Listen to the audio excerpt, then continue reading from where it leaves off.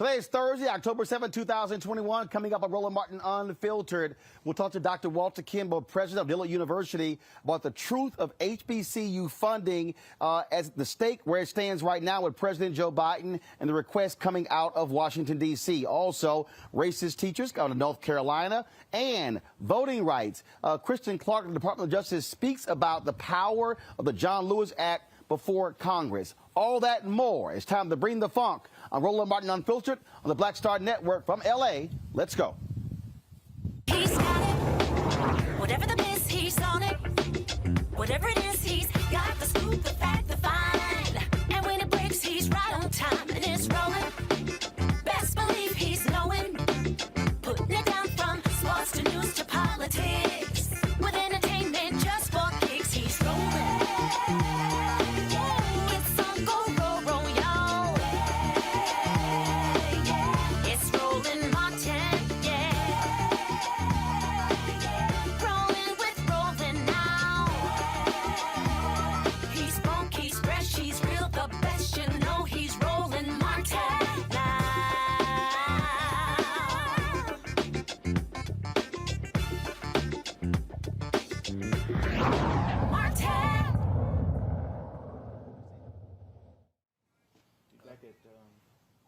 We talked about this yesterday all over social media. Lots of discussion about funding for HBCUs. Associated Press and Newsweek did a story saying that the Biden administration and Democrats were cutting from $45 billion to $2 billion for HBCUs. We now know that's not true. one of the folks who's been trying to correct a lot of these falsehoods about funding for HBCUs, especially the last 4 years with Donald Trump, is my next guest, Dr. Walter Kimbrough. He's the president of Dillard University, retiring at the end of this year. Dr. Kimbrough, glad to have you back on Roland Martin Unfiltered on the Black Start Network. This is something that's big because this thing has been spreading like wildfire. People have been saying all sorts of different things. Here you go. Dems don't care about black folks. They're cutting $45 billion. And I had Leslie Baskerville on yesterday from NAACP. I had on Victor Santos from the Marshall Fund as well. And both of them said it wasn't $45 billion. And so, look, you are an HBCU president. Break down exactly what's going on with HBCU funding in these these budget proposals right now.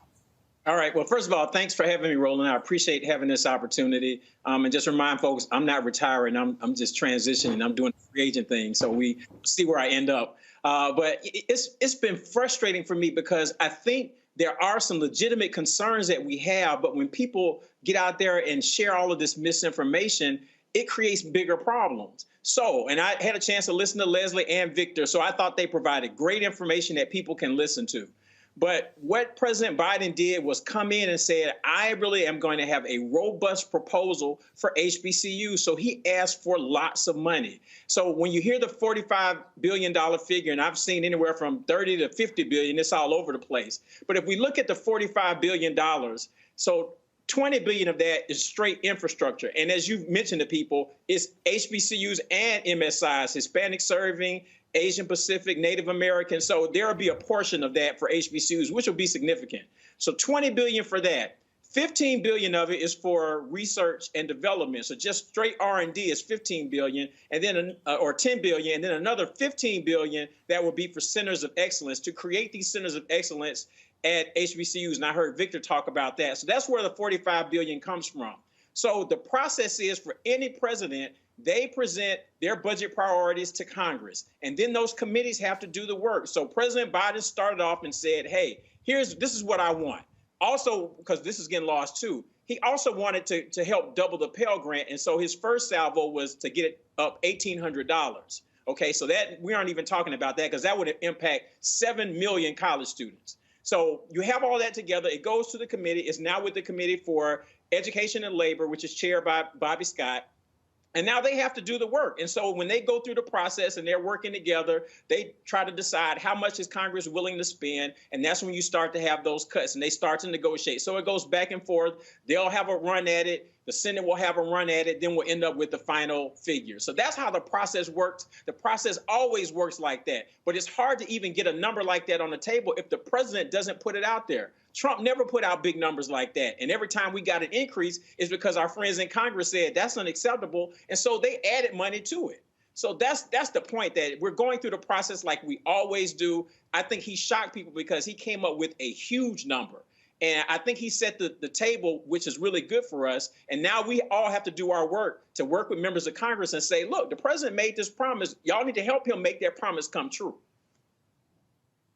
Also, again, we talk about funding. This is what Leslie and Victor discussed yesterday. You can't negate the funding that already came through two previous bills in 2021 already. The COVID bill, what was it, $6 billion? And then there was another billion plus? Right. So we've gotten over $6 billion in the last 18 months altogether. So you had some toward the end of the Trump administration for COVID. That was about $1 billion. And then you get another 2.6 that's a part of the work that President Biden has done. And then also add that it was approved at the end of 2020. Alma Adams did a lot of work with this as well. We had a number of HBCUs that had debts as a part of the HBCU Capital Finance Program.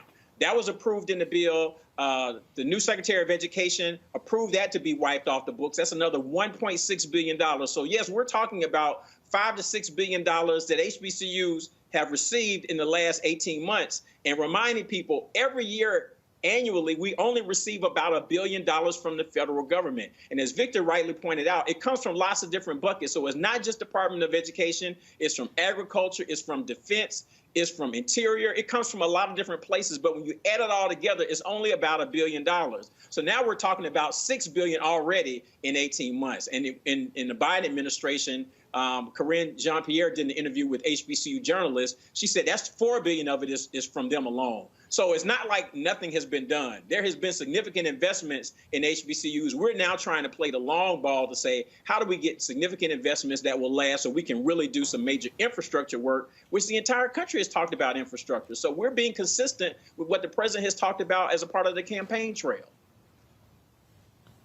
You know, and it's real interesting, Dr. Kimbrough. You know, you always got to deal with these dumbasses out here. Some people don't want to say that. I'll go ahead and say it. I got some idiot on YouTube, Truth Seeker. Roland, how much do the Democrats pay you to do damage control? What the Democrats doing? No, it's called facts. See, this is real simple. If the funding was cut from $45 billion to $2 billion, we're going to tell the truth about what's going on here. The problem is when people are making stuff up. As a journalist, the first thing I said is, White House, is this true? What's the actual proposal? What's the actual number? What's going on here? The problem is you got a bunch of people out here, and again, and let me say it, the Associated Press story that was done, then the Newsweek story was done, were both wrong. I asked the most basic question to Leslie and Victor, and that is, of this so-called $45 billion, the way the story has been framed is it's being cut for HBCUs. Victor says no. This says HBCUs and minority serving institutions. I was blown away when he told me that my alma mater, Texas A&M, qualifies as an Hispanic serving institution. And so in this pot of money, you at Dillard will be going up against Texas A&M for the same pool of money. That's not protecting Democrats. That's called the damn truth. Right, exactly. And those are the kinds of nuances that we've got to be able to honestly talk about to make sure that does not happen. So you're exactly right. Those are the kinds of concerns that we have. The other thing, and I'm sure you'll appreciate this, we've got to have more diversity in terms of journalism because these AP stories are wrong all the time. There was one that a lot of people use to say Trump, saved HBCUs with $250 million a year.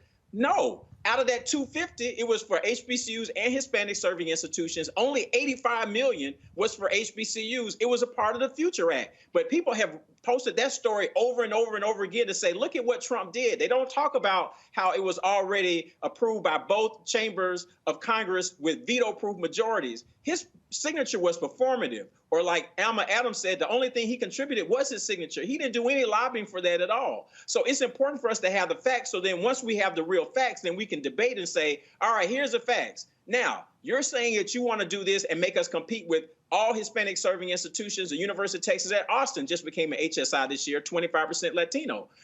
That's unacceptable. So we can have an honest conversation and debate. But when we start tossing in everything else, it's a problem. The last thing I'll say really quickly is that I'm always interested. These people come out of the woodwork complaining about what's happening for HBCUs, but nobody is advocating for us on a regular basis. The UNCF has created a platform that if you're concerned about this and want to do more than tweet, you go to the platform at uncf.org, /HBCU Ignite. It's really easy. It takes you a minute. You can write your Congress people. You can call them. You can tweet them and say, give HBCUs this money. That's part of the reason that the Future Act got passed, because we had 66,000 letters in 2 months telling Congress we want this Future Act to be passed. Right now, for this new HBCU Ignite, which focuses on infrastructure, we've only had 11,000 people do that so far. So if everybody's tweeting and they're on Twitter and using the Twitter fingers, go to HBCU Ignite as a part of uncf.org and help us lobby for this money. Simple as that. Dr. Walter Kimbrough, President, Dillard University, represent like alphas always do. Always. Appreciate it. Go to my pound. Dr. Greg Carr, Department of Afro-American Studies, Howard University, Rishi Colbert, Black Women Views, Faraji Muhammad, radio and TV show host. Greg, I'll start with you. You teach at Howard University. Again, this is what pisses me off. It pisses me off when, just what Dr. Kimbrough said, all of these stories, how Trump, even when Senator Tim Scott went on Face the Nation with that BS, talking about and he tweeted that how they guaranteed funding for HBCUs, like they protected HBCUs. No, it's an absolute lie. This story was a lie. And people have got to stop sitting here playing Mickey Mouse games here. They were not, again, first of all, it was laughable because HBCUs have never gotten $45 billion in 1 year from the federal government. Never. Not even close. So anybody who even believed that should have been smacked upside their damn head. But the thing, what you really have here is people who do not want to do addition. I've got these fools, and Reese's going to talk about that, of course. These idiots going, see, you got a so-called HBCU graduate as vice president. Well, dumbasses, the money, they've gotten more in this 1 year of this administration than they got in 4 years of Trump. Facts are facts. As they say, Greg, ball don't lie. No, ball don't lie. Again, the value of the Black Star Network and Roland Martin Unfiltered specifically, the truth has to come out. I mean, and the truth is this. Most of our HBCUs in the South have been held hostage by these white nationalist Republican legislatures. My alma mater, Tennessee State, as almost $600 million is the tally that has been shorted since the 50s just on state appropriation because the federal government gave matching funds. Remember, the public HBCUs, most of them are moral land grant institutions. And so there's a bucket of money that has always come from the federal government, either directly or, as Walter says, President Kimbrough, through Pell Grants. But of course, what you've done there, Roland, is put this issue where it needs to be put. The challenge now will be in budget reconciliation. As President Kimbrough said, Bobby Scott is going to have to go to war on the language of this. Alma Adams has spoken out on this, and she's spoken out on it on the airwaves here with you. And we've heard even Brother Williams, the head of the Thurgood Marshall Fund, make this point. These HBCUs should not be competing with MSIs. As you said, they are being classified that way. There shouldn't be one pot of money, and there's a hunger games between HBCUs, MSIs, and tribal colleges as well. But that's an issue down the road. What we have to keep our eye on is that the Biden administration has indeed greatly increased in terms of a projected number, the money available. But the real war that Brother President was talking about is going to be the war, the devil in the details, to get HBCUs out of that pool because they're not going to be able to trump, lack of a better term, the MSIs, because a lot of those MSIs are, in fact, white-facing institutions that are going to try to grab that money up.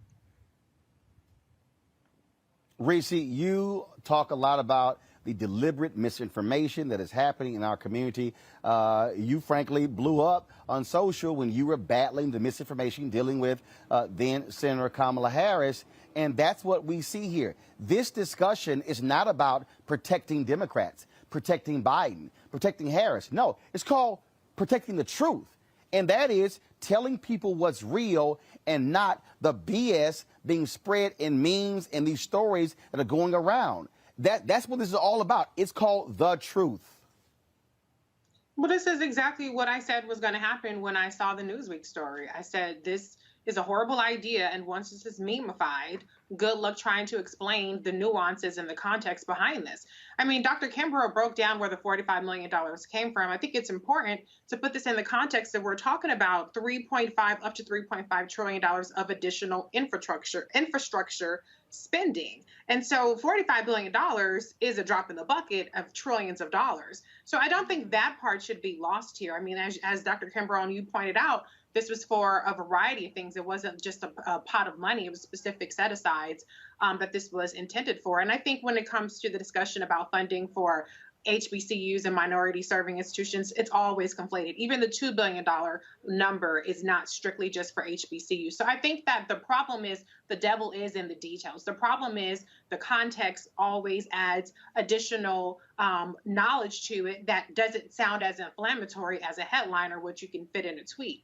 And so I think it's important that, you know, constituents, as Dr. Kimbrough pointed out, still advocate for additional funding, advocate for if the $2 billion is the number, then make sure that all of that $2 billion goes to HBCUs. So, I mean, I think labeling the Newsweek article misinformation is probably a step further than what I'm willing to go, because there was a $45 billion number put out there, but some of the context was lacking, and people did not distinguish between the fact that that $45 billion was not a cut to existing funding. It was a cut to the proposal that was initially put forward by the Biden-Harris administration. And that wasn't over a year, that was over 10 years, like the infrastructure package is for. So there are a lot of things that are working against the perception of Democrats' priorities, the perception of how HBCUs and Black voters are valued. But the bottom line is, if you're explaining, then you're losing. And nuance is lost in memes. Democrats always lose the messaging war. And there are people that really don't give a damn about HBCUs that are having a field day with it, because it's something that is very easy it's a big number to throw out there and say, look, $43 billion was cut. It's not a cut to anything that already exists. It's a cut to the idea of how much money HBCUs, along with minority serving institutions, we're going to get for a variety of things. But that's a very, very difficult argument to make in a very soundbite, 280 character headline meme society. So I think that what Democrats should do is listen. Like I said, it's a drop in the bucket of trillions of dollars. I'm not saying you get all the way back up to the $45 billion number, but find some more money for HBCUs. And if you're not going to do that, then you're going to spend a lot of resources and a lot of time just batting down this particular story. And there are going to be probably 100 more stories to come from. But one of the things that Trump was strong on, which was complete bullshit, was the notion that he was supportive of HBCU. And I was the one who was saying over and over again, well, he's taking credit for the funding that Vice President Kamala Harris fought for in the Senate and Congresswoman Alma Adams fought for in the Congress. But this is an area that the Republicans have been successful in messaging that they are supportive of HBCUs, at least on the federal level. So the Democrats are going to have some work in trying to undo this perception. And I think they should try to find more money. And that's not just as an optics thing. That's because HBCUs, as you covered a couple weeks ago, there are many institutions that need the infrastructure funding because of the capital expenditures that they need to make. Mm-hmm. But the thing, Faraji, here that we have to deal with, and this is where the nuance comes in and why this matters, is because you have to know, first of all, what the hell you're fighting for. You've got to have a baseline to operate with. So first of all, if you don't know what the real number is, what the real budget number is, then when they start talking about how to make cuts, because here's the deal, Biden's initial plan, a $3.5 trillion plan over 10 years. That's right. $350 billion a year. When you have Democrats now saying, like Manchin, Sinema, scale that back, but when they say scale it back from 3.5 billion to 1.5 billion, guess what that means? Everything in the plan gets scaled back. Right. Everything. So we have to have a baseline to work with, and so we need to know what the number is. So to Dr. Kimbrough's point, you should be calling and emailing, not sound like a damn fool and trying to call Capitol Hill going, put the $45 billion back. Right. That's not going to happen because it's not going to happen. Okay? If I had a $3.5 billion proposal for 10 years, and then I need to get the votes, and the folks say, we are not going to support anything over 1.5 or low as 1.2. Guess what? You ain't getting 45. So you need to know what the number. And here's the other deal: you ain't getting the 45 for HBCUs because it doesn't just include HBCUs. Santos said yesterday, well, there are 101 HBCUs. There are 569 Hispanic serving institutions. Put them together, y'all. That's 670. So 670 now competing for the money. And so, what people also don't know, Faraji, is that on Capitol Hill, whenever you hear people talking about let's increase the funding for HBCUs, the people who represent Hispanic serving institutions then want to increase in their funding. And so folks need to understand why we are doing this, because we need to educate our people on who the hell to call, what the hell to call about, and having the right information and not sound like a damn fool when you call your member of Congress. No, and that's absolutely right, Brother Roland. And I think it's a few things here at play. One is that the lie persists because people have lost hope in political leadership. So people have already gotten to the point of feeling like even President Biden and Vice President Harris aren't going to do anything. So the lie kept going and going and going. The other part about it is just what you said. But even right there, Faraji, but even right there, and I totally agree with you, but to Reese's point, this is also where, frankly, the Biden-Harris communications team, I don't know what the hell they doing. If you kick $7 billion already to HBCUs, you might want to be yelling that from the rooftops. I would wholeheartedly. I'm just saying. I agree. And you know what? This is one of the big parts of why I have a frustration with the Democratic Party. It's just that, you know, if you're doing good, you need to scream that you're doing good. If you're making strides and making progress, scream that out. Instead of saying, well, you know, I mean, people are going to check in and they're going to see it later on and they're going to find out. No, nobody's going to find out, because you know why? Let's keep it real. People don't read now. We do, we just don't read. They don't. We look at headlines. We look at the first, you look at the lead line of the story, and then boom, you don't go all the way down to look at the context of a situation. You don't go to get the details of a situation, nor do you understand how certain people ended up in a situation, who is responsible for what. And that's unfortunate. And it's not because I'm trying to throw shade on anybody. I'm just saying that we have been conditioned as a people in this country to not be as literate. And I'm saying that with the great utmost respect. We're not as literate as we could be. We just don't go through the full story because we do live in a microwave social media era where everything needs to be real quick. So I just need to read a story in a couple of seconds and I'm going to move on to the next story. And then we make up these assumptions that's not rooted in truth. Now, the other part about this is that in government, Brother Roland, Dr. Carl Reese, we all know government works very simple. You have limited resources to try to meet the interest of all of these different people. So you got black people, yes, but black people ain't the only ones in America. We got to talk about the Latino community. We got to talk about the Asian American community and the interest that comes with that. And you have people in Congress that represent all of these different interests that are going to want a piece of the pie, especially those who are not a part of the majority of this country. So we're going to have to look at that. Then the final point is this. As much as we're talking about what the government is doing on the HBCU side, let's have a bigger conversation about getting black children and black students enrolled in HBCUs. We would not have to be in this conversation. Dr. Carr, I'm sure you have these discussions all the time at Howard. You don't have, when we're talking about, whether you're talking about Morgan or Howard or whoever, you got to talk about, well, how do we get black students to see the value and the importance of HBCUs in 2021? What does that actually mean? Can these HBCUs go out to the high schools and create, or even take the 101 HBCUs and come up with a real campaign to get people excited about going to an HBCU, and regardless of what part of the country you're in? And see, because I've seen it and I've talked about it, in Morgan State University, the enrollment numbers need to hit a certain match.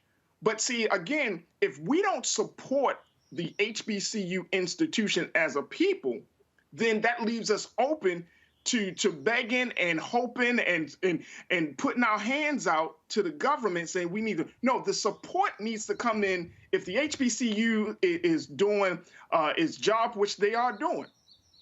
Then that means that generation after generation should be invested in HBCUs. Now, will all black children go to HBCUs? No.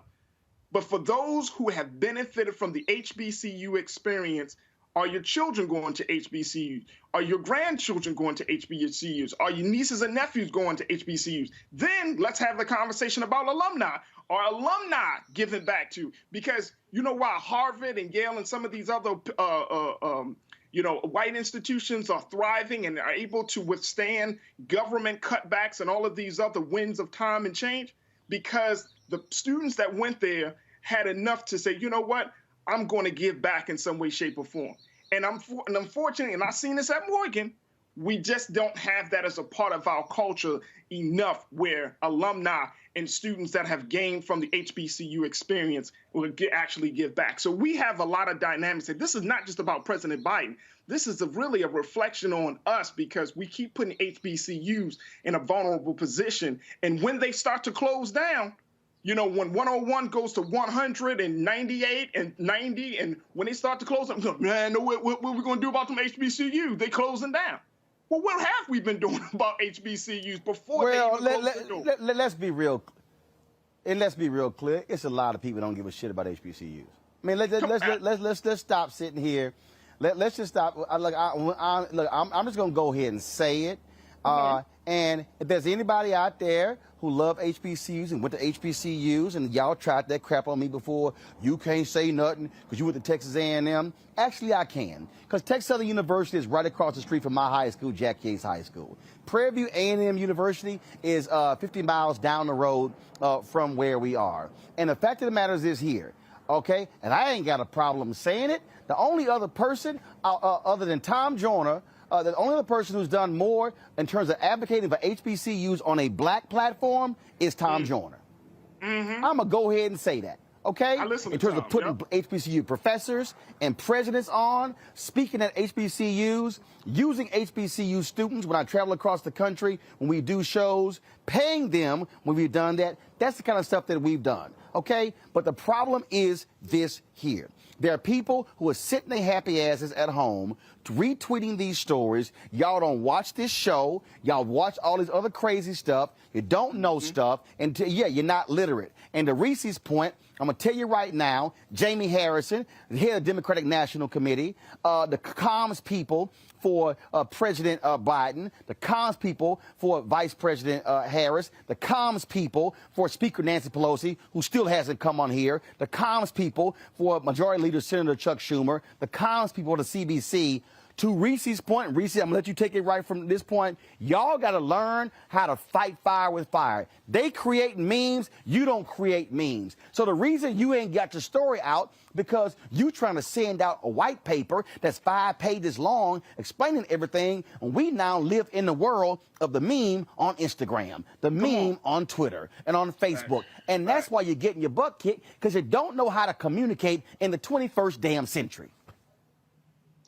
I've been saying this. I've been saying we need memes. We need an investment and we need some offense. Oh, you have 20 bullet points that you can point to of things you did. Great. You know how much time people spend on a website? I've written an article, and the article, if you go to Medium, it says it's a 22-minute read. And I looked at the statistics, and it said that people spent 73 seconds on it. So you ain't basically read shit, because you about 21 minutes short of reading the whole damn article of all this information that I put out there. People do not read. If you put a link to an article on a Twitter thing, nobody's clicking on that. The click-through percentage is maybe 4, 5, 6%. You can look at this. If you are a person who has statistics or a business page, you can see that very few people click on the link. That's why you have to have embedded images. That's why when I did Threads, I had screenshots, because I knew nobody was going to click on a damn link. That's also why you could say anything and people will believe you if it's in a screenshot, if it's in a meme, because they're not going to take the initiative to click on the links. And so, yes, the Democratic Party, Democratic messaging, the problem is you guys are actually doing good things. People are getting checks. I mean, if you got 2 or 3 kids right now, you're looking really good under the Biden-Harris administration and the plan that just passed with the child care tax credit. They should be up in arms calling their senators, telling Joe Manchin, I know you damn not going to cut out that child care tax credit that's putting money in my pocket every month that's expiring at the end of this year. I know you damn not going to do that. But no, they're not messaging the positive things that they're doing in a way that actually penetrates to people that aren't going to come to them. You are not going to bring voters to your Twitter account, to your town halls, to your web pages. You have to go to where they are. When it comes to Black voters, that means going to Black media. No, it's not Rachel Maddow. No, it's not Anderson Cooper or Chris Cuomo. That's not where a lot of Black people are getting their news. They're getting it from radio, from Black media, Black streaming services, Black social media. You learn, you know where the shade room is when you want to say, go register to vote. Well, you need to be going to the shade room for all this other shit too. So you cannot only campaign during the campaign season. You have to campaign 24/7. That's what Republicans do. You have to be on the offense 24/7, and you have to be on the offense with a variety of tactics. Just simply ignoring the memes, just simply saying people are stupid, they don't know any better, or, oh, well, that's a lie, is not good enough. You have to push back very forcefully, and you have to give people an affirmative message. Because if you let the opposition define you, it's too late by then. I've already seen this whole notion of HBCU funding being cut, being weaponized. And the longer it goes without being fact-checked, without putting some graphs out there, without putting some memes out there, the harder it's going to be to push back on. And so get on the ball, because you actually are increasing funding, but that's not the message that's getting out there. Folks, got to go to a break. When we come back, more Roland Martin Unfiltered, live from Los Angeles, right here on the Black Star Network.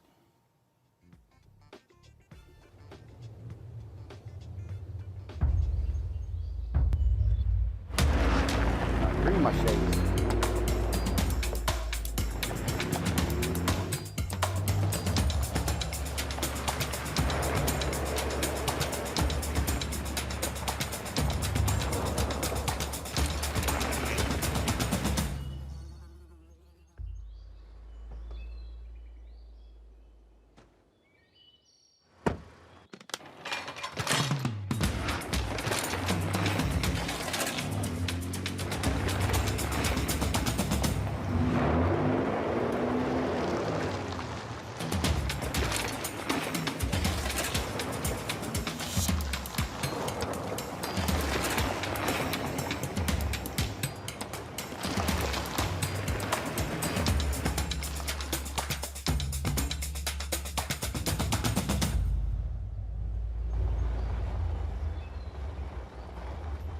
Betty is saving big holiday shopping at Amazon. So now, she's free to become Bear Hug Betty.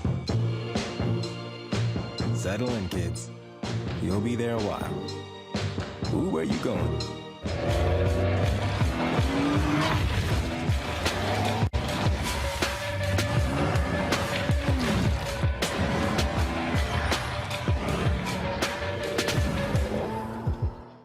Hi, everybody. This is Jonathan Nelson. Hi, this is Cheryl Lee Ralph, and you are watching Roland Martin, Unfiltered.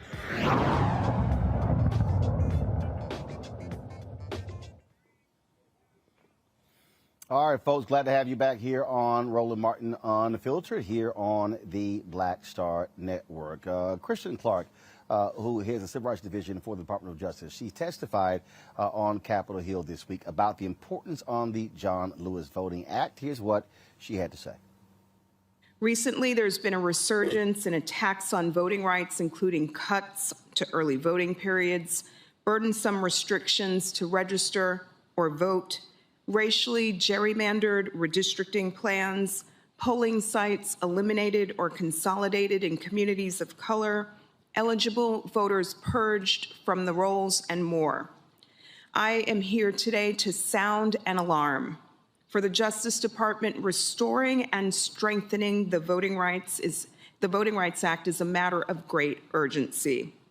The Supreme Court's 2013 Shelby County versus Holder ruling suspended the preclearance process, eliminating the Justice Department's single most powerful and effective tool for protecting the right to vote. Before Shelby, the preclearance process enabled the department to swiftly block the implementation of many discriminatory and unconstitutional voting practices.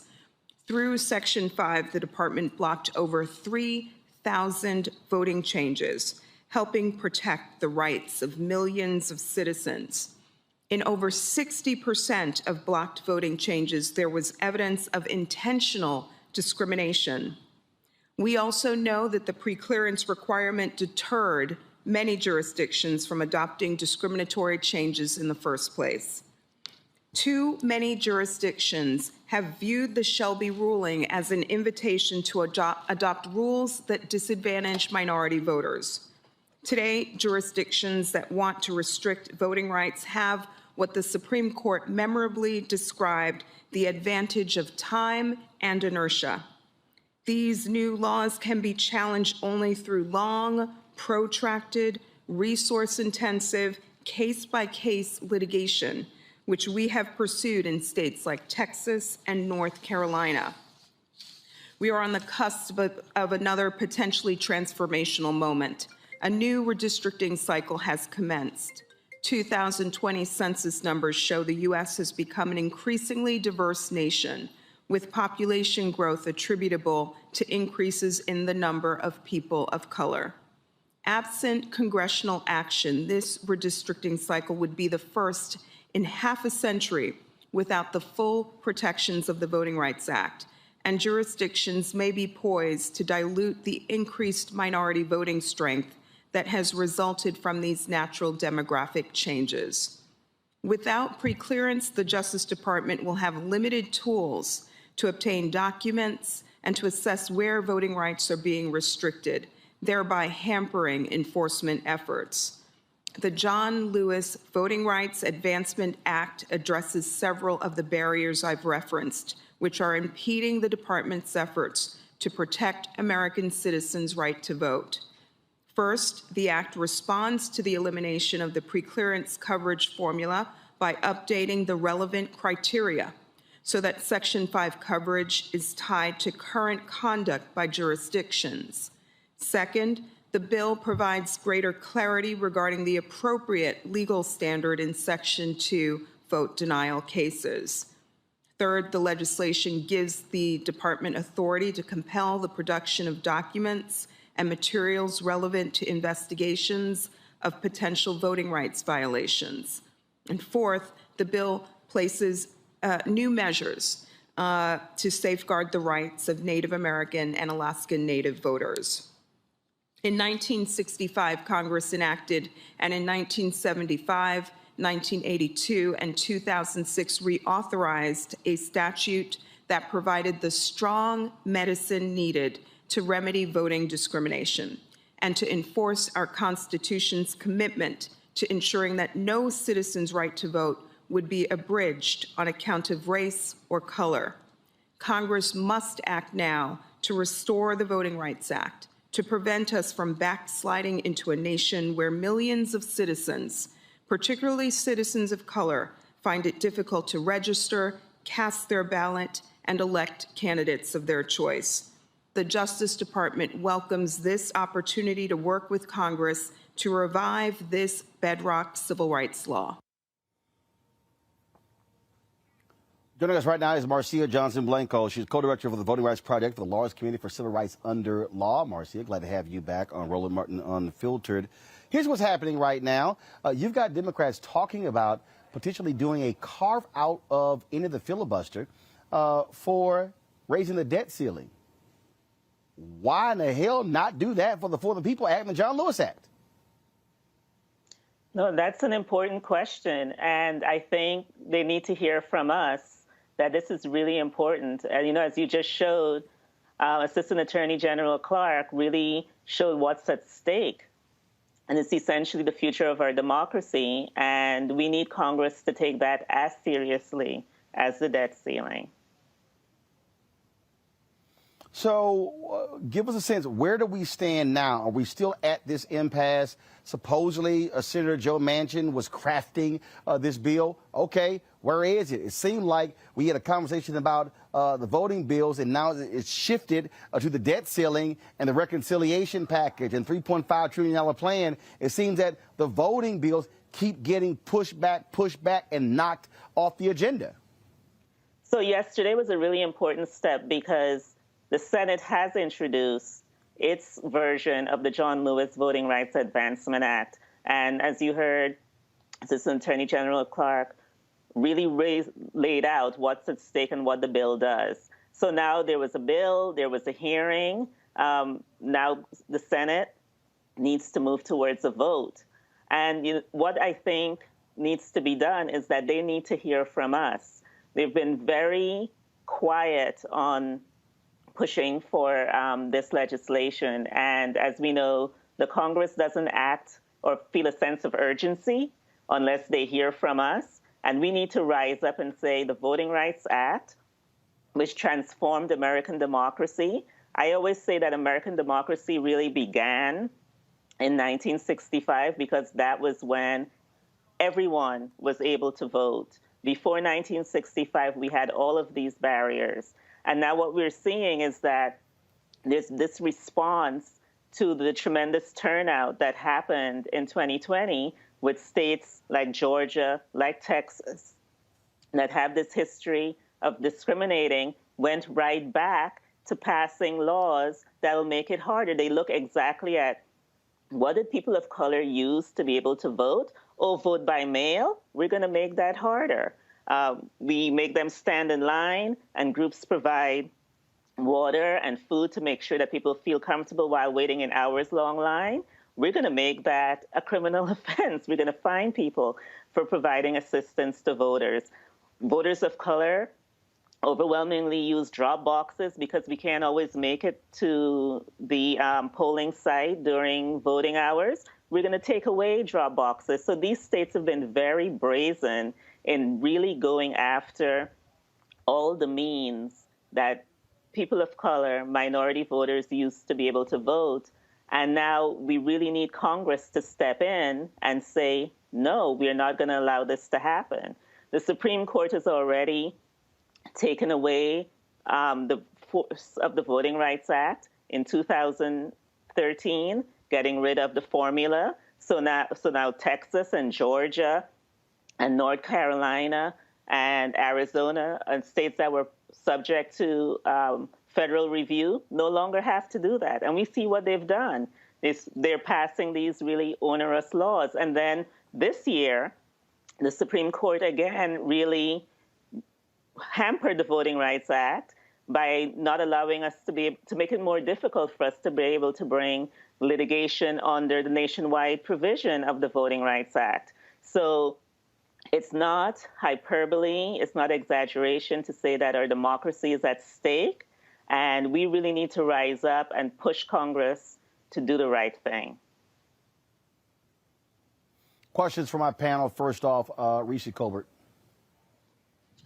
Yes, I mean, I think I'm wondering what kind of stuff has the Department of Justice signaled that they're willing to do on their own. I mean, there's some of this obviously that has to go through congressional authorization, but I haven't seen much in terms of what the Department of Justice is trying to do in particular. Do you happen to have any insight on that? Yeah, well, really, the Department of Justice right now is severely hampered. So the Supreme Court took away the formula that's determined which jurisdictions had to submit voting changes to the Justice Department. So now states with a history of discrimination in voting don't have to submit their voting changes. There's no notice of changes that are happening. The court took away that tool that the Justice Department had. And then, as I said, this July, the court took away another tool that the Justice Department has, which is to bring nationwide voter discrimination cases. It's now made it harder for the Justice Department to be able to do that. So the Justice Department is working with Congress to ensure that we have a voting rights bill that addresses all of these discriminatory laws that we're seeing right now. But the Supreme Court has really hampered what it can do. Raji? Yeah, thank you so much, sis, for joining us tonight. So I want to add to the concern that Reese had, which is this whole idea of pre-clearance. And for those who may not know why there's such an importance or emphasis on pre-clearance with this Voting Rights Advancement Act, it's because the pre-clearance, according to this bill, is the process of receiving pre-approval from the Department of Justice or the U.S. District Court for the District of Columbia before making legal changes that would affect voting rights. This pre-clearance is a very important part of this act that would essentially say, okay, if states are going to be, especially states that have a history of voter suppression, if those states are going to make some changes, that they have to get cleared by the Department of Justice. And so, sis, from you saying that the Department of Justice is kind of overwhelmed and whatnot, I'm wondering, you know, if that can change, because if there's no assurance from the Department of Justice, wouldn't that remove a lot of the meat of this voting rights bill? Wouldn't that, you know, take away the impact and the power and the whole purpose for this bill? So what I'm saying is that unless Congress acts and updates the formula that requires Texas and Georgia and other states and Louisiana, North Carolina to submit their voting changes, the Department of Justice doesn't have the tool to do its work. Right now, we have a law in the books that says jurisdictions with a history of discrimination in voting have to pre-clear. What we don't have, what the Supreme Court took away, is which jurisdictions.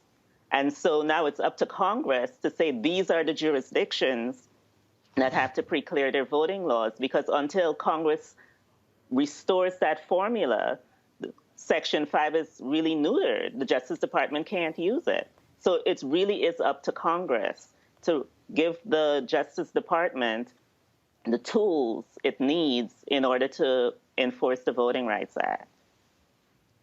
Is there something that could be established? Yeah. What's the question? I'm sorry. No, go ahead, Brother Roland. I know we got to roll. Go ahead, question, Raji. so go ahead, brother.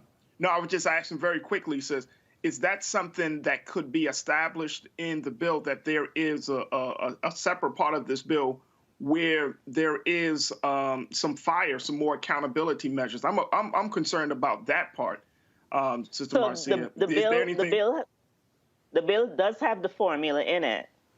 The bill has a formula that says if you have continuously passed laws that discriminate against voting, then you have to submit your laws for voting changes. So Congress, again, needs to pass this bill so that the Justice Department can do its job. Without this bill, the Justice Department is really hampered. Gotcha. Thank you, Brother Roland. Greg? Thank you, Roland. And thank you, Director Blanco. Strategically, in your mind, how much of our time should we now begin to build movements at the state level? And I ask for this reason. We know that the Voting Rights Act, each time it was renewed, including 2006, all the formulas were updated. Ruth Bader Ginsburg said that in her dissent. We know that Shelby County was decided in bad faith. John Roberts, one of his age mates, was in the New York Times yesterday. You probably saw the article saying, y'all have gone too far now. They're making this thing up as they go along. We know that the Supreme Court has been, black people, in the words of Ralph Bunche, were a special ward of the Supreme Court. But we also know the federal legislature is stuck and this is not going to pass. So looking at a place like Texas, where there's been a 4 million people growth in the last 10 years, 95% non-white, mostly urban, and where these white nationalists have decided that they're going to try to gerrymander to make even more seats and take more seats away, how much of our efforts now should be devoted to organizing on the ground in these problematic states that are getting cover from this renewed federal bench, this white nationalist renewed bench, instead of just appealing to a legislature that has decided, in terms of the white nationalists, that they, of course, are not going to act because it's not in their political interest? That's an incredibly good point. This past legislative session, Virginia passed its own voting rights law, its own Voting Rights Act. So now, if Virginia wants to make a voting change, the legislature there has to submit that change to the state attorney general. And so other states can follow Virginia's example. You're right that, there's the fight on the federal level, but there's more that could be done on the state level. We have hundreds of bills that have been introduced. We know about the ones that have been introduced to make it harder to vote, but twice that amount have been introduced to make sure that voters have access to the ballot. And so you're extremely correct that we need a two-pronged strategy. I do think we need to continue to put pressure on the Congress, but there is a lot that we can do on the state level, and I think Virginia's Voting Rights Act shows what can be done. Thank you. All right, then. Well, look, we certainly appreciate the work the Lawyers Committee for Civil Rights Under Law do. We're going to be live streaming your annual gala.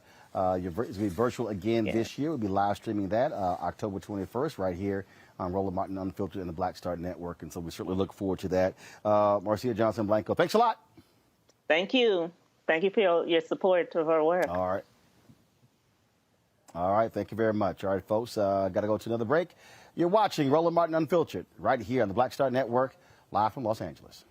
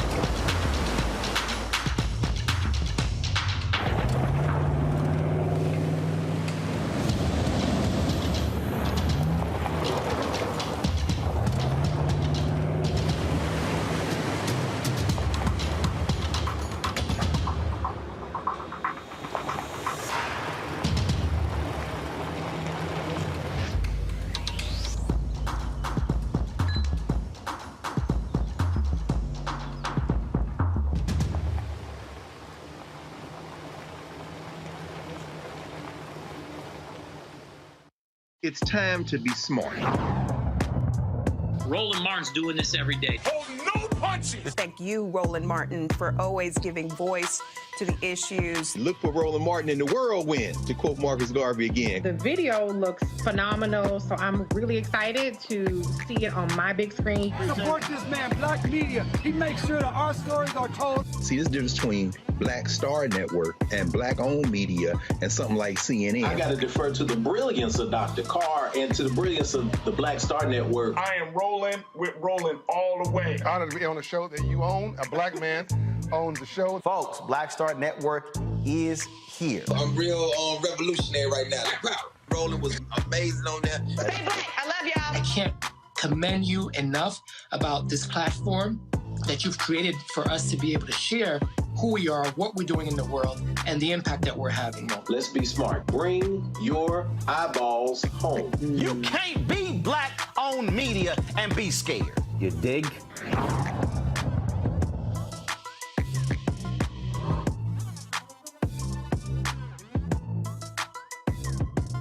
Maureen is saving big holiday shopping at Amazon. So now she's free to become Maureen the Merrier. Food is her love language, and she really loves her grandson. Like, really loves.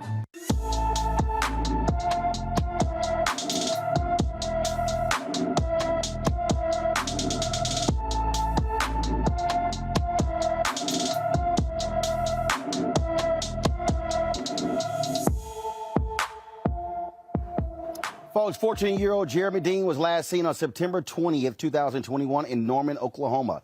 The 5 feet 4 inch, 140-pound teenager has brown hair and brown eyes. If you have any information about Jeremy, please contact the Norman, Oklahoma Police Department at 405-321-1444, 405-321-1444.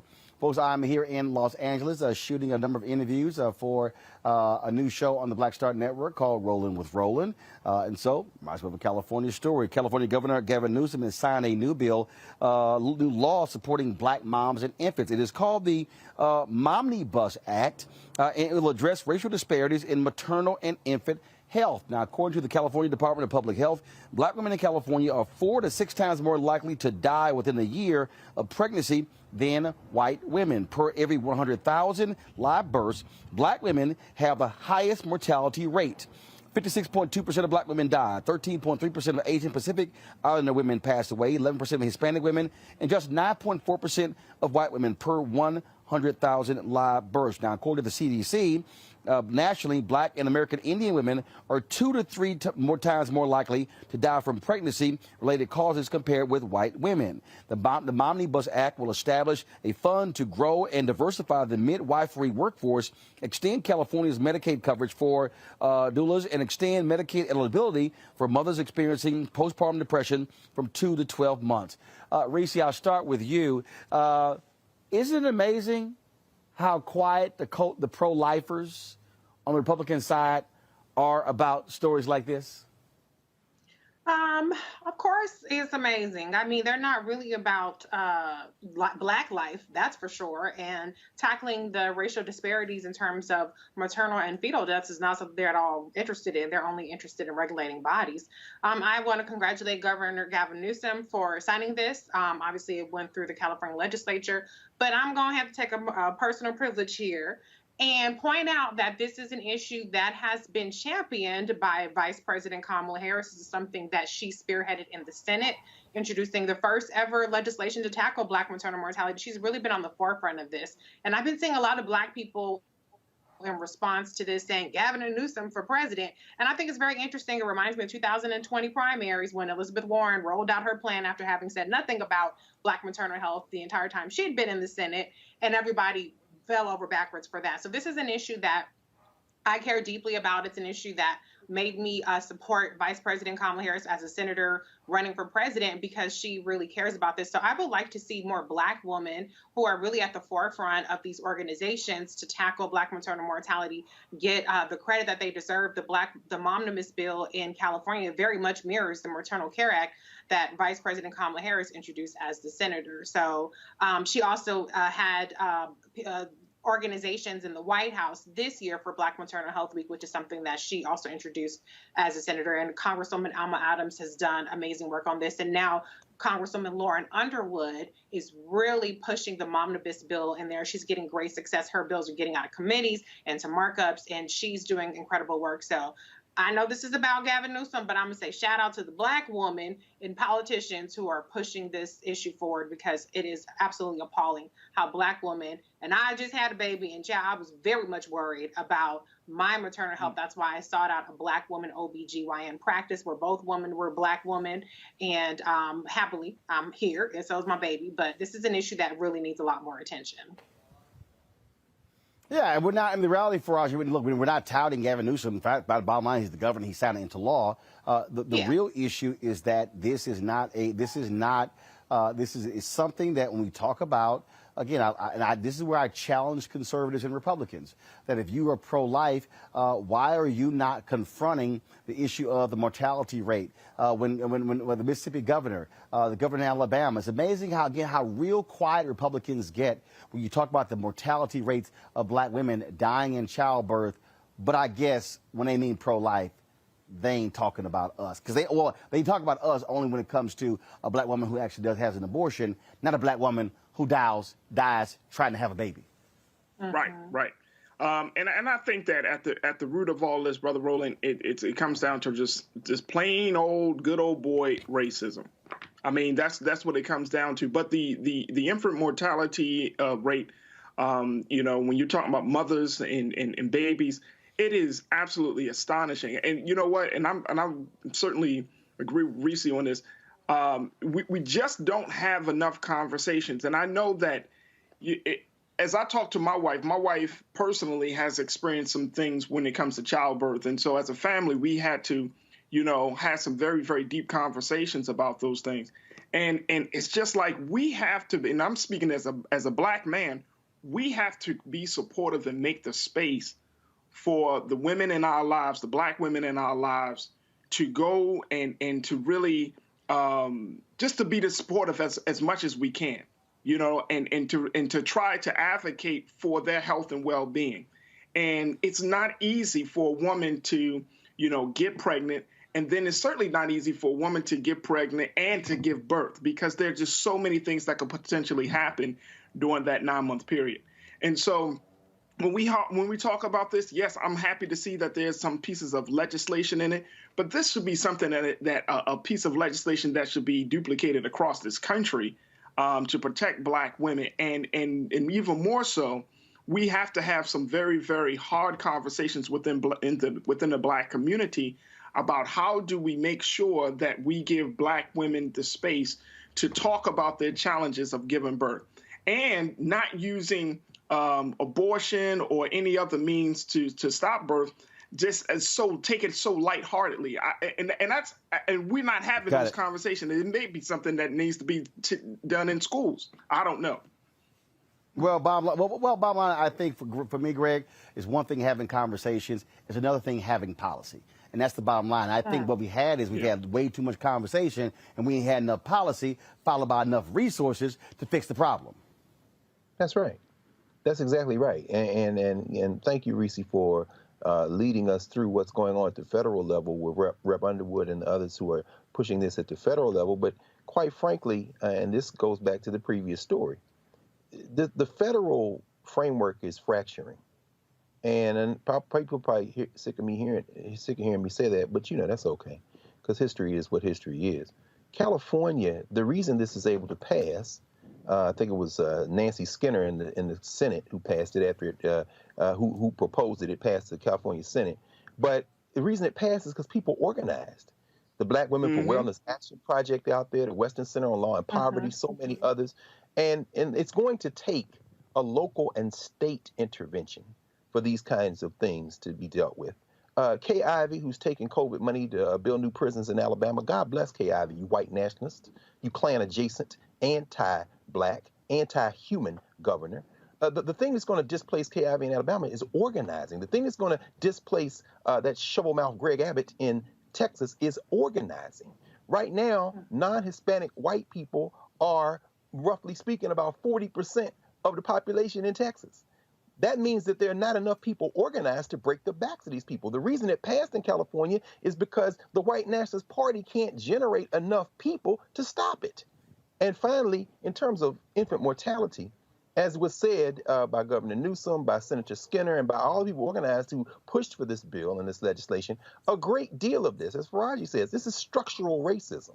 So yes, more yes, Medicaid expansion. Yes, exempting folk from this welfare to work BS that begins back with Ronald racist Reagan. Yes, all of that. But infant mortality. And Reese, you know, I mean, what does it mean for a woman who doesn't have to go and bust her ass waiting tables or driving Uber or doing whatever you have to do? Come on, Doc. At early stages, I mean, this is a structural racism problem. By the time the sister gets pregnant and the baby is coming, she's at the tail end of a process where the stress has been eating her since she came out of her mother's womb. So ultimately, the structural fixes are going to have to really be made at the state level, because the federal government is on the verge of collapse. Yep. Folks, got to go to a break. We come back and update on the case of Julius Jones, the brother who execution date has been set, but the Pardon and Parole Board has said his sentence should be commuted. That's next. I'm Roland Martin Unfiltered, right here on the Black Star Network. Oh, that spin class was brutal. Well, you can try using the Buick's massaging seat. Oh, yeah, that's nice. Can I use Apple CarPlay to put some music on? Sure, it's wireless. Pick something we all like. Okay, hold on. What's your Buick's Wi-Fi password? Buick Envision 2021. Oh, you should pick something stronger. That's really predictable. That's a really tight spot. Don't worry, I used to hate parallel parking. Me too. Hey. Really outdid yourself. Yes, we did. The all-new Buick Envision, an SUV built around you, all of you. It ain't just about hurting black folk. Right. We got to deal with it. It's injustice. It's wrong. I do feel like in this generation, we've got to do more around being intentional in resolving conflict. You and I haven't always agreed. Yeah. But we agree on the big piece. Yeah. Our conflict is not about destruction. Conflict's going to happen.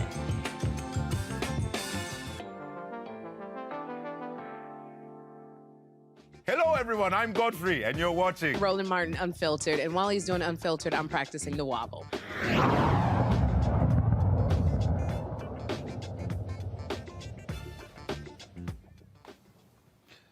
All right, folks, welcome back to Roland Martin Unfiltered here on the Black Star Network, broadcasting live from Los Angeles this week.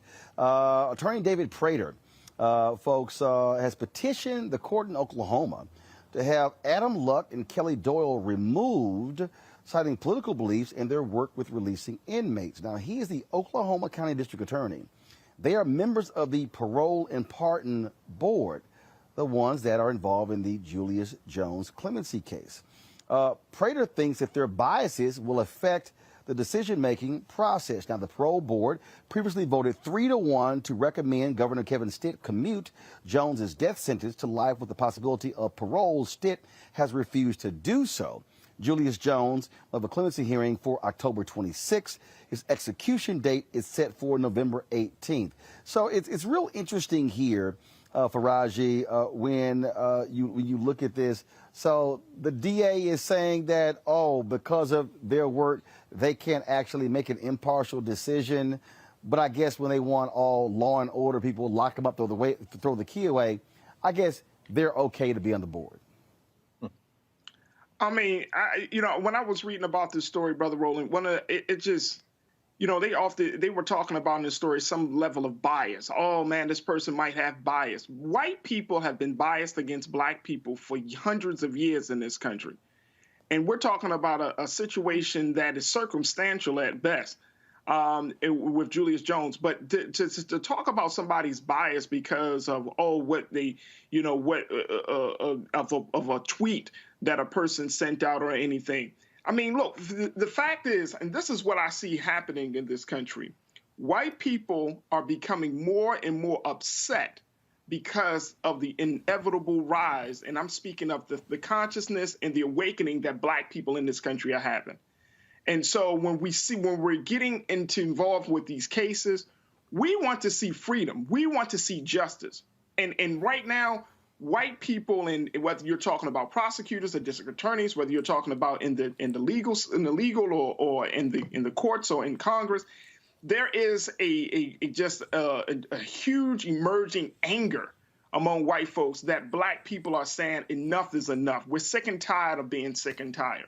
And so in this case of Julius Jones, I just say, fine, you could go take the legal routes to try to get somebody removed, taking them off of the board, and that you feel like they're biased.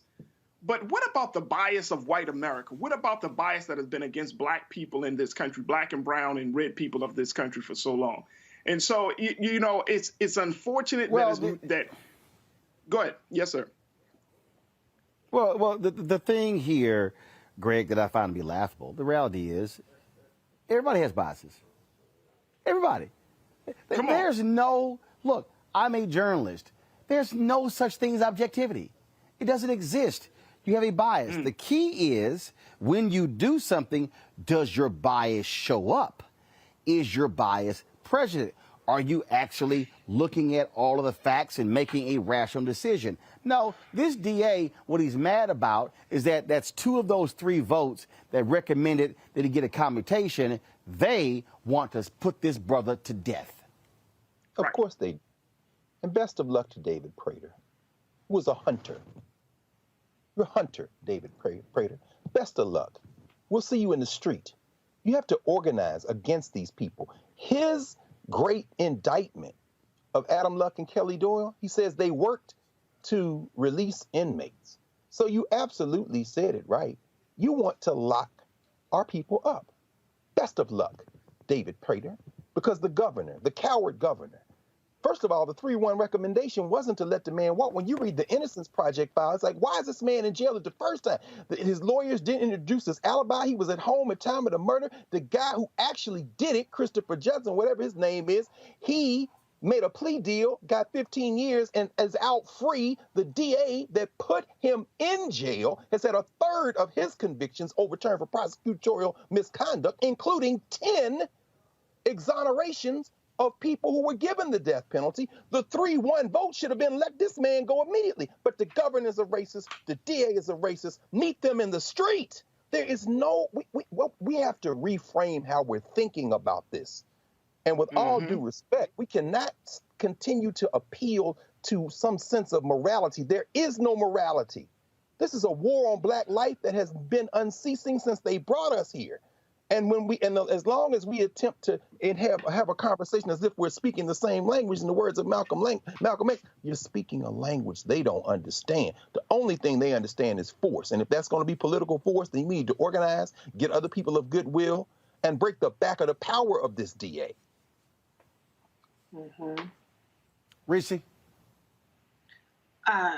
Dr. Carr said it all, but one thing I will add to it is just that we have a so-called justice system, right, that assumes that, you know, we have these so-called laws and we have these protections so that people do not get falsely convicted. And so you would have a murderer who could potentially walk free on a technicality. And so there are all these so-called protections in there to supposedly ensure that a person that is convicted is done so on the basis of real evidence beyond a reasonable doubt. And so that's why a lot of people get off and a lot of people don't even get charged in the first place.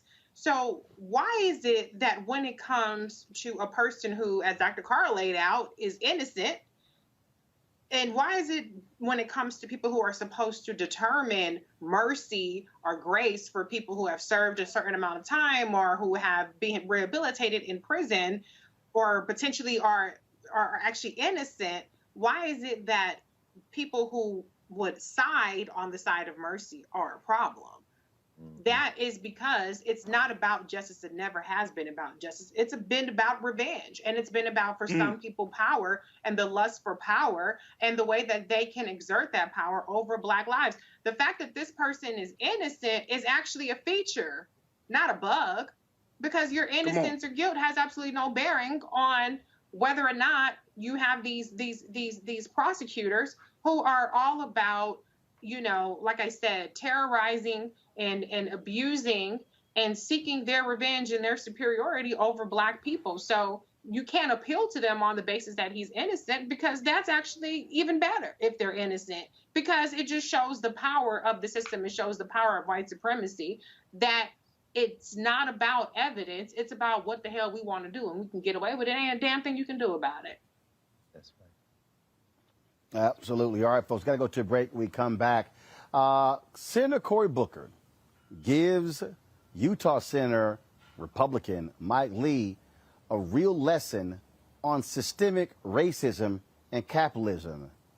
We'll show you and discuss next right here on Roland Martin Unfiltered, broadcasting live from Los Angeles on the Black Star Network. Don't forget, download the app, folks. Download the app right now. If you have not downloaded, all platforms, Apple TV, Android TV, Apple phone, Android phone, Roku, Samsung, Xbox, all the platforms. Be sure to download the Black Star Network app. Also, support us in what we do by supporting this show by joining our Bring the Funk fan club, Cash App, $RM Unfiltered, PayPal.me/R Martin Unfiltered, Venmo.com/RM Unfiltered, Zelle, Roland at RolandSMartin.com, Roland at RolandMartinUnfiltered.com. Be right back.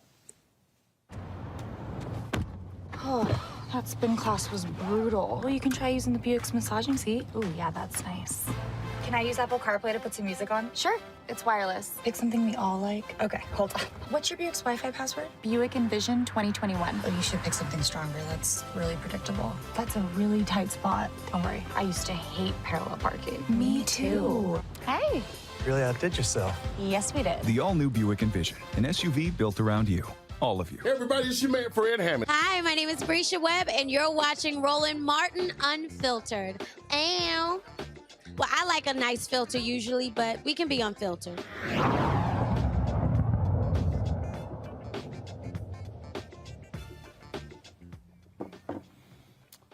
All right, so Shalonda Baker has been nominated to run the Office of Minority Economic Impact by President Joe Biden. Well, Republicans are not happy. Utah Senator Mike Lee is blocking her appointment because he doesn't like comments that she has made in the past about systemic racism in our capitalistic system.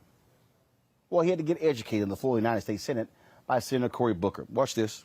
I would ask unanimous consent that the Senate proceed to Shalonda H. Baker to be the Director of the Office of Minority Economic Impact in the Department of Energy, that the nomination be confirmed. Is there objection?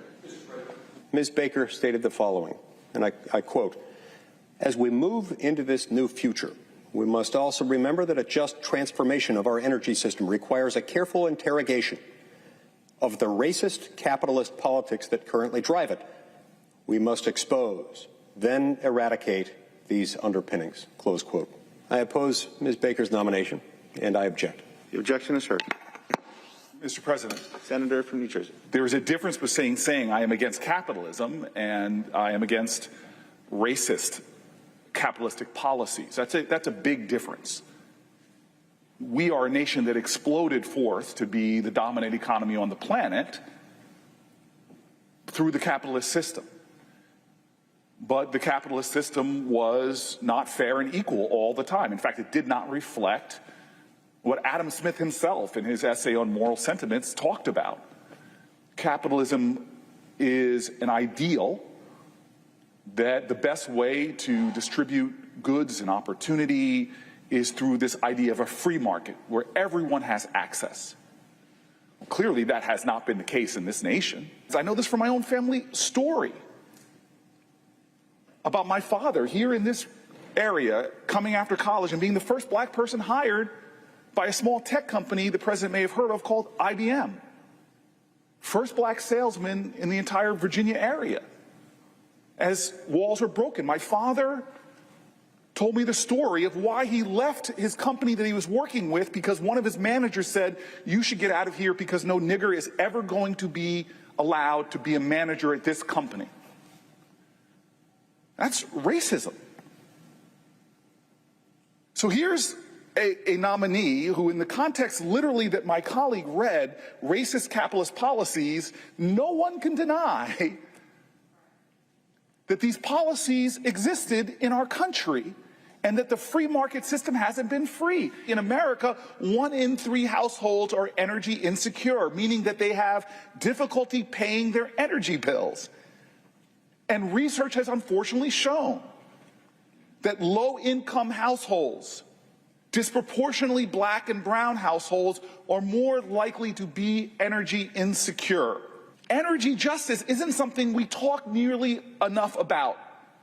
And that's why Ms. Baker's role is so important. There's an urgency right now to create deeper community in this country and to ensure that everyone has the fruits of liberty and opportunity. It's what we swear an oath to. It's what Ms. Baker's job is all about, is making reals on the words of our united pledge that we will be a nation with liberty and justice for all. Reese, if people want to know why it is important to have black progressive voices in the United States Senate, that was a 3-minute and 18-second edited example of how, if you have all these white folks in the Senate with no clue about the reality of what it means to be black in this country, that was a lesson for Senator Mike Lee. A lesson that probably fell on deaf ears, but shout out to Senator Cory Booker because he's one of two who, now we have Senator Raphael Warnock, who is also a champion in the Senate.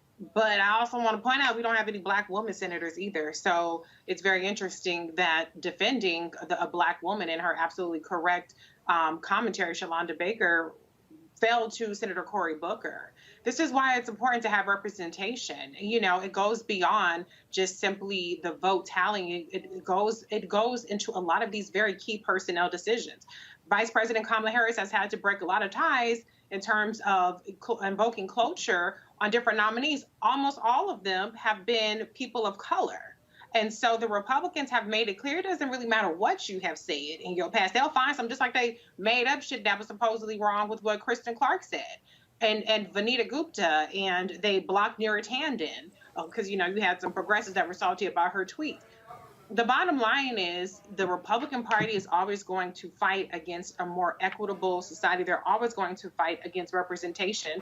And we know that when black women are in positions of power and positions of leadership, things are more fair and are more equitable. And that's why somebody like Ms. Baker is a threat. And I'm so glad that Senator Cory Booker was there, because even though Mike Lee will not give a damn about anything that he said, Senator Cory Booker does act as the conscience of the Democratic Congress, along with Raphael Warnock, and letting them know, the Mansions and the other ones that hide behind Manchin and Cinema, no, y'all not about to do wrong by this black woman. So I'm just letting you know right now how it's about to go down. But the Republicans are a lost cause. Raji. Look, to hear Senator Booker just school this guy, take him to school on history, that's sad. That's the sad part about it is, you are a paid elected official, and even as a paid elected official, a white paid elected official, you get just shook up and get all discombobulated by somebody calling policies racist and capitalist. That's if that's not white frailty, I don't know what is. We're at that point right now in our Congress where you can't even say the word racist, and then you gotta explain to somebody, a grown-ass man, that there have been racist policies. And I love what Senator Booker said. We're talking about, energy justice. You got to explain this to a grown-ass elected official? Come on. So we got to go back to square one to talk about how this country has been built and all of the things that have led us to this point that have been both racist and capitalist and have not been in the best interest of our people in this country, nor has it been in the best interest of white people, if you really look at it. So at this point, it's like, this is just sad. And yes, we can say, oh, he got schooled, but it's like you schooling a 5-year-old or something. You're a grown man. You don't know this stuff. And you getting so upset because somebody said not even saying your policy, it said the policies. So it's talking about years of policies that have not been in the best interest of black and brown communities, and you getting upset.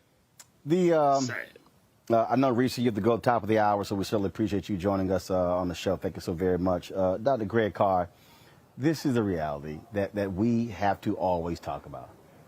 White folks in this country have operated in their full totality of whiteness.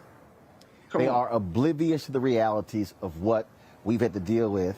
And when you see these fools fighting critical race theory, even though it's not being taught in schools, when you see them fighting history, not history, when you see them fighting diversity, equity, and inclusion, what they want to do is they want to maintain the facade of this great American empire that has always loved everybody, cherished everybody. It is open and free to all one. So any of you who dare criticize it, what you are doing is an abomination against God.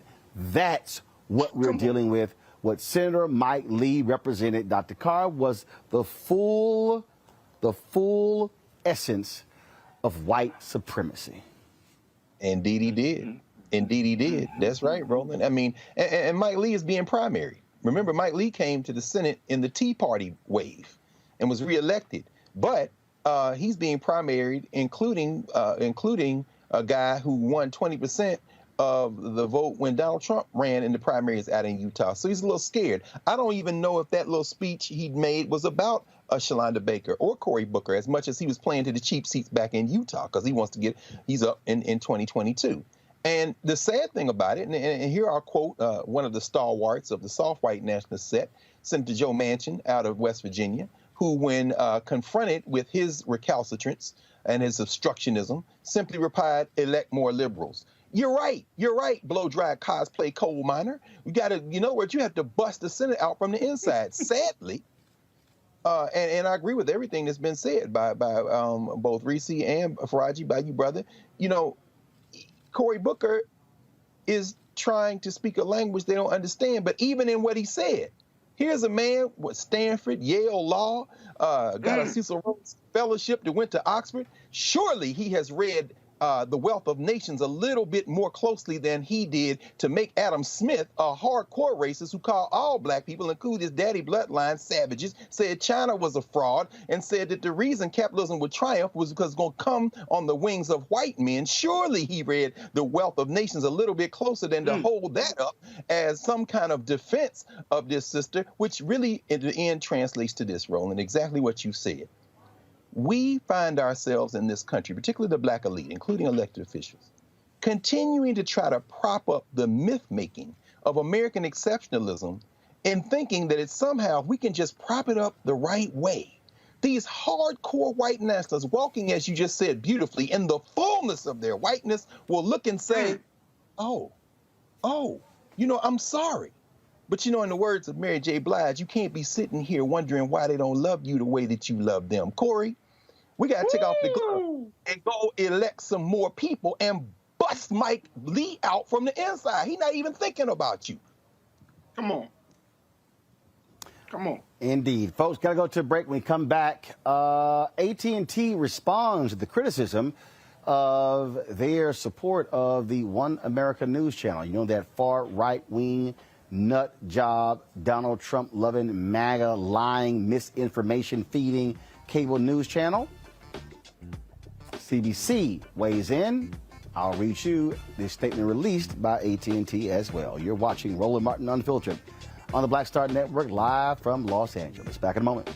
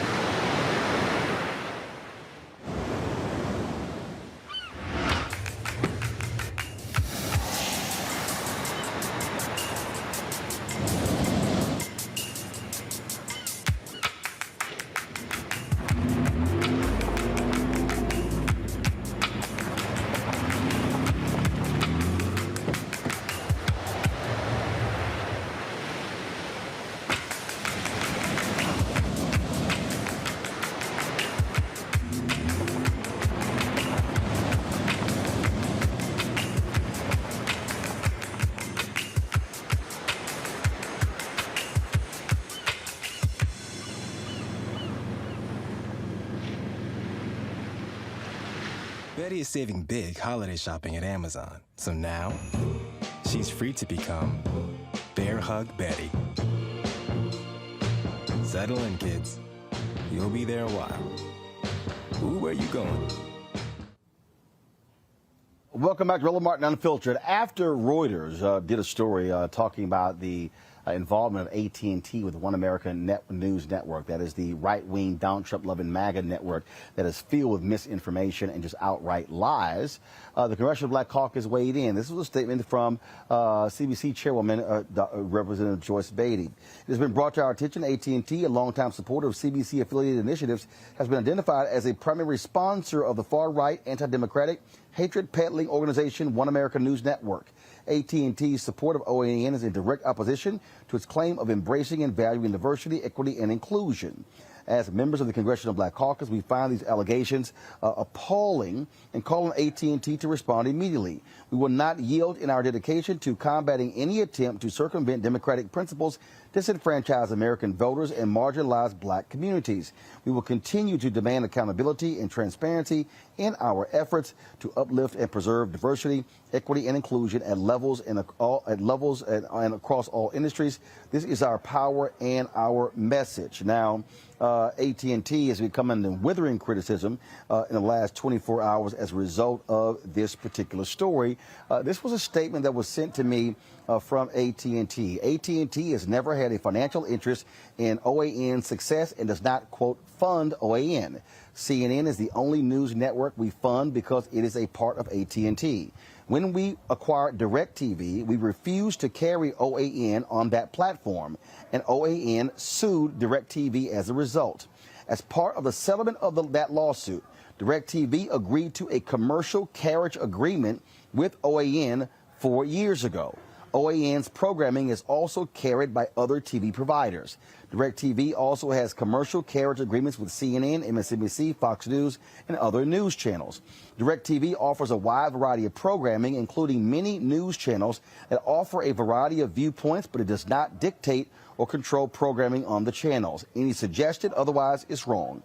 The decision of whether to renew the carriage agreement upon its expiration will be up to DirecTV, which is now a separate company outside of AT&T. Now, here's the deal here, Greg, and I understand the statement from them. But the reason people are also responding, because it was the OWN founder, the OAN founder, who said that it was AT&T executives who encouraged him to launch this network. That is what people are talking about. Yes, sir. Well, Roland, I mean, you're the master of knowing how these interlocking media corporations work and what their interests are. Correct me if I'm wrong. Isn't AT&T headquartered in Dallas? Yep. So, yeah, okay, good. I thought, because I think all these stories. And on the same day that the Republicans initiated the voter suppression bill, the AT&T PAC gave Governor Greg Abbott's campaign $100,000. Wow. Well, as you always say, follow the money. Follow the money. AT&T's total subscription viewer base went down. It's been going down. It went from 26 million in 2015, domestic U.S., to 15.5 million in August. One thing about white nationalists, they loyal viewers. They're going to watch Fox. They're going to watch OAN. So it's business. And as was reported, if OAN lost that DirecTV platform, they would crater. And so, you know, AT&T is counting their money. They're got their finger in the wind, trying to see what political direction this country is going in. They're headquartered in a state that is known for easy regulations. That's why a lot of California companies are relocating to Dallas, but they're playing to Texas, but they're playing a dangerous game. Because as the brother reported in the New York Times yesterday, he wrote a long article about Texas being the future of America. These businesses are getting nervous because some of these political folk like AT&T and other businesses are weaponizing have gone so far, in fact, that they are risking a black and brown and intelligent lash against this white lash that could ultimately accrue to AT&T's detriment. So what we might see is AT&T back up off OAN if they feel like it's going to be bad for business. And at this point, I guess we just don't know until people put enough pressure on them. Faraji. Dr. Carr and Brother Roland, that's the part about this situation that that disturbs me the most is that, I mean, they've already put the money into OAN. So by them already putting the money into, and if they back off at this point, it's only because of public pressure, not necessarily because it doesn't align with their values. And so they're going to find another way. There's somebody within AT&T or somebodies or a group of people who are feeling the mission and the values and the work of OAN. Somebody said that this needs to be invested in and this needs to be invested in heavily. And I would just wish, I mean, I'm going Christmas. I know this is October, but I wish this would just have a Christmas wish that when we have moments like this, we can just say, all right, black folks, let's just stop subscribing to AT&T. Change your phone service and change any other service related to AT&T to someplace else. But the bottom line is that now, AT&T is still one of the biggest telecommunications companies in this country. And at this point, it's like, what is there left for us to do? How do we, and I say it like this, Dr. Carr, how do we bring that fire to their ass to let them know that the decisions that they have made with our dollars, now check this out, they use our dollars to support interests that are not in our best interest. How do we bring the fire under their ass to make sure that they stay accountable to us? Not just in a public call out or even in a statement, but in a way that they can feel it. Now, I know that back in earlier part of this year, they had like the Black Future Makers. They had a campaign about, black people doing something. I'm getting so sick and tired of PR campaigns trying to smooth over the institutional racism. It's just sickening. And at this point, it's like we need to figure out some but here's the answer. No. First of all, we don't have to figure it out. It's very simple what it is. And that is the carriage deal there that they receive. And that is OAN receives financial resources, subscriber money from DirecTV and other channels for their content. Now, according to the Reuters story, 90% of OWN's revenue comes from AT&T, which begs the question. That's huge. Other cable networks are carrying them, but are they paying them a subscriber fee? That's the real question that people have to ask. Now, what I would say is, okay, AT&T, are you encouraging black channels to be launched? And are you going to pay them subscriber fees?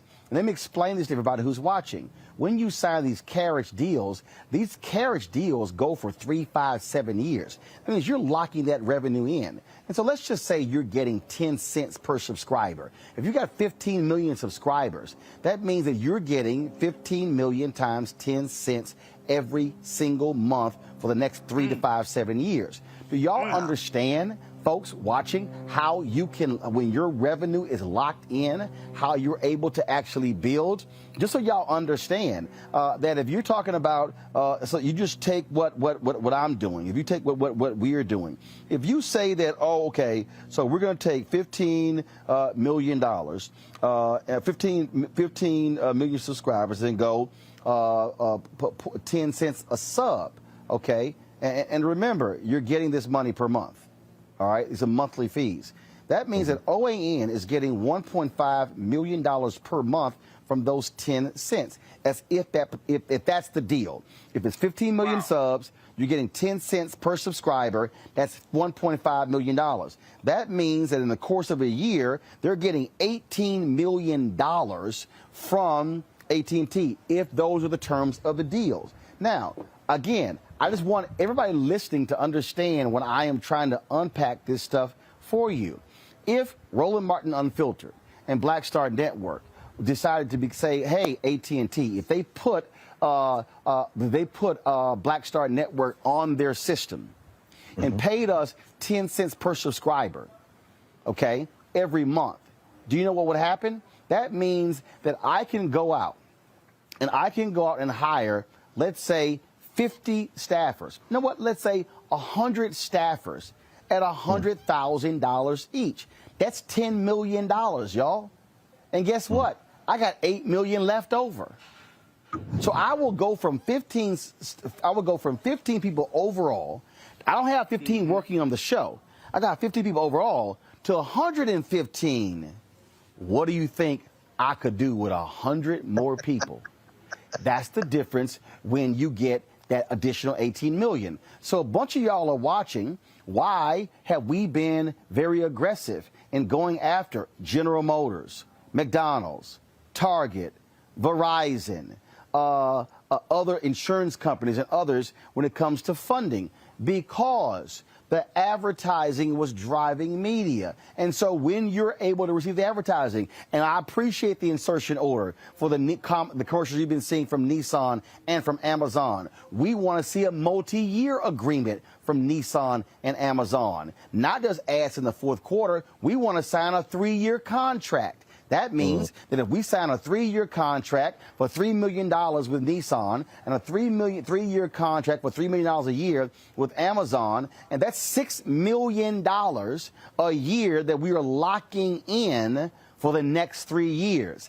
That's how businesses are able to forecast. And so what we should be asking here, and I want AT&T. AT&T should be a leader here, and they should step up and say that they are going to commit 7% of the annual advertising marketing budget that they have to black-owned media, and by 2025, that number will go to 15% on an annual basis. Return on investment in terms of supporting African Americans. Then I will want to see AT&T, and I know they spun the company off, but there's still an equity interest in DirecTV.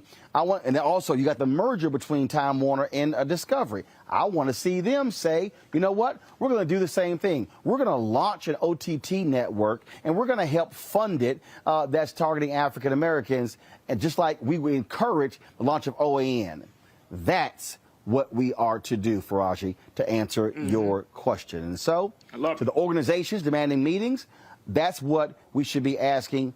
That's what I'm asking, and that's what it boils down to. I got to go to a real quick break, and then we'll come out with our final segment on today's Roland Martin Unfiltered on the Black Star Network.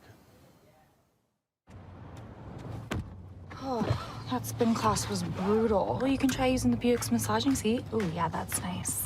Can I use Apple CarPlay to put some music on? Sure, it's wireless. Pick something we all like. Okay, hold on. What's your Buick's Wi-Fi password? Buick Envision 2021. Oh, you should pick something stronger. That's really predictable. That's a really tight spot. Don't worry, I used to hate parallel parking. Me too. Hey. Really outdid yourself. Yes, we did. The all-new Buick Envision, an SUV built around you, all of you. I'm Bill Duke. This is Diala Riddle, and you're watching Roland Martin Unfiltered. Stay woke.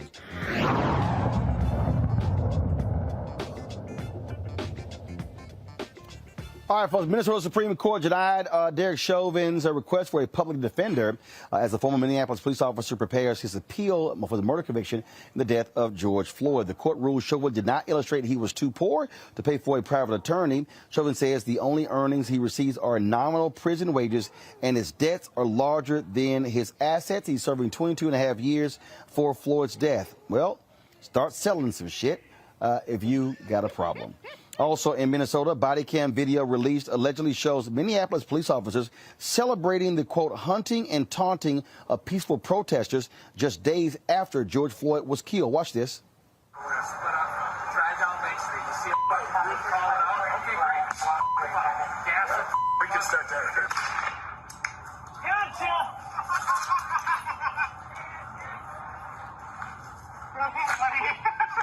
You guys are out hunting people now. It's just a nice change of tempo. Yep, agreed. These people. Very, very quiet. Let them have it, boys. Let them have it. Get out of here. Right there. Get him, get him, get him. Hit him, hit him. The recordings were released as part of Jaleel Stallings' criminal trial. He was accused of trying to kill police officers after returning fire to an unmarked police van. Stallings was acquitted.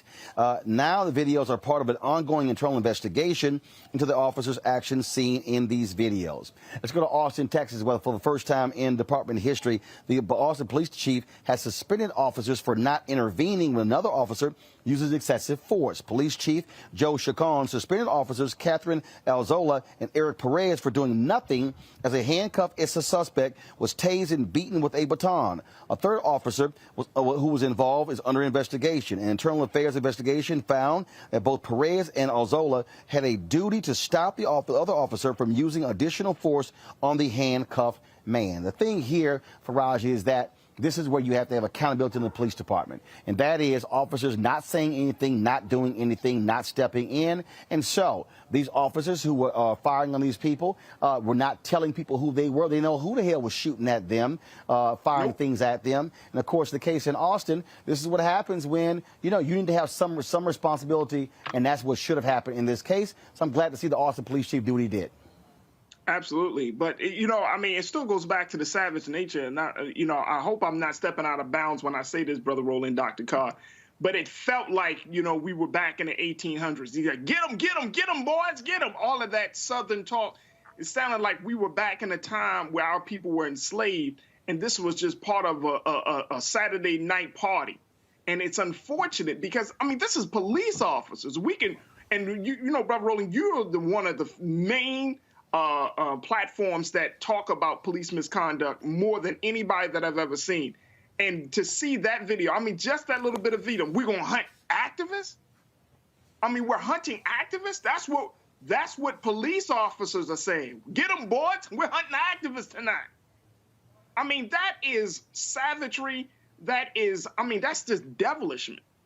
And it's pure, unadulterated, unfiltered way. And that's why you got to have those body cam footage, dash cam footage. You need to see what they're doing at all times and to take action against them, Greg. That's right, Roland. I agree with Roger. I just say, though, I don't think of it as police misconduct. I think of it as police conduct. They're hunters. This is just something they've explicitly said, but we've been saying all along. They get dressed to go hunt. And if you're not a hunter, they try to shun you. They try to hem you up, like the sister who was a sergeant in St. Louis, the sister who's now retired, who they tried to hem up when she doesn't want to go hunting. No, she's trying to police in a different way. That's what they do. And so, again, I encourage them to say that with their chest. Just think about this. As you said, Roland, you just reported it.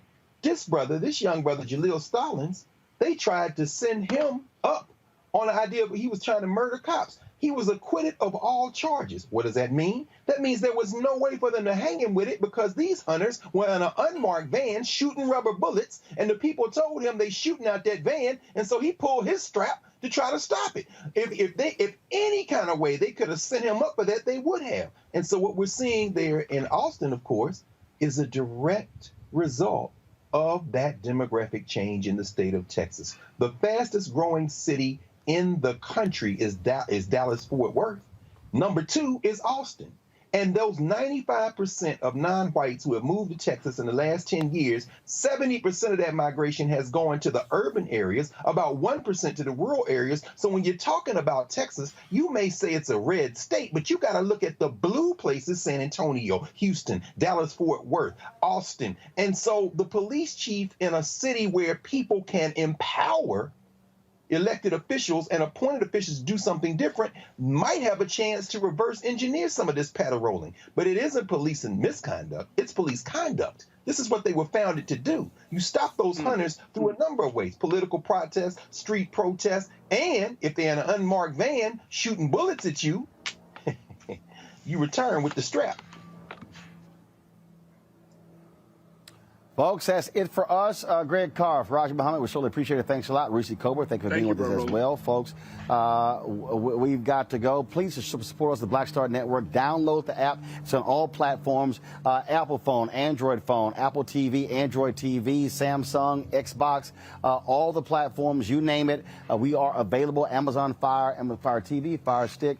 So tell a friend. We've exceeded 16,000 downloads. We want to have 50,000 downloads by December 31st. At the end of this year, so let's make this thing happen. Also, support us with your resources by joining our Bring the Funk fan club. Every dollar you give goes to support this show and what we do. We are here in Los Angeles. We have one of our new shows that's going to be on Black Star Network called Rolling with Roland, interview series. Last time we were here, we talked to Richard Lawson, Glenn Turman, Bill Duke, Jack Kay, Michael Collier, Mario Van Peebles, Jeffrey Osborne.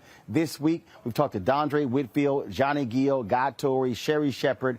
Today, Damaris Lewis, Maddie Rich. Tomorrow, I'll be talking with Chris Spencer, Michael Ealy, and Laz Alonso. And so I can't wait for y'all to see that, especially an emotional moment.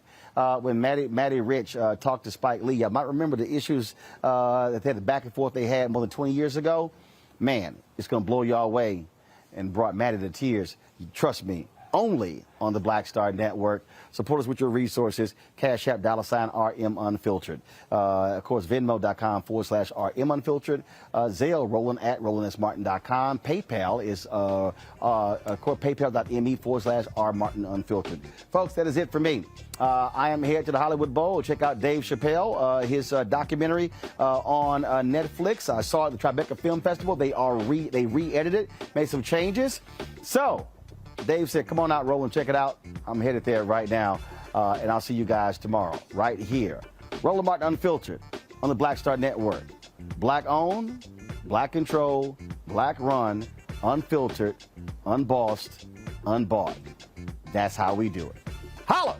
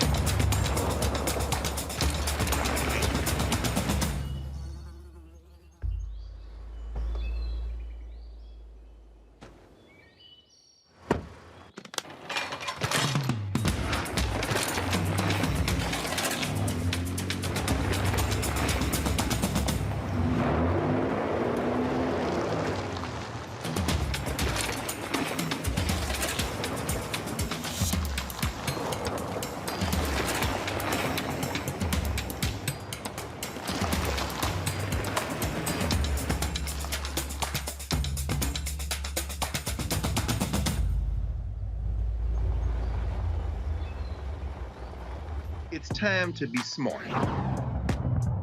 Roland Martin's doing this every day. Oh, no punches! Thank you, Roland Martin, for always giving voice to the issues. Look for Roland Martin in the whirlwind, to quote Marcus Garvey again. The video looks phenomenal, so I'm really excited to see it on my big screen. Support this man, Black Media. He makes sure that our stories are told. See, there's a difference between Black Star Network and black-owned media and something like CNN. I got to defer to the brilliance of Dr. Carr and to the brilliance of the Black Star Network. I am rolling with Roland all the way. Honored to be on a show that you own. A black man owns the show. Folks, Black Star Network is here. I'm real revolutionary right now.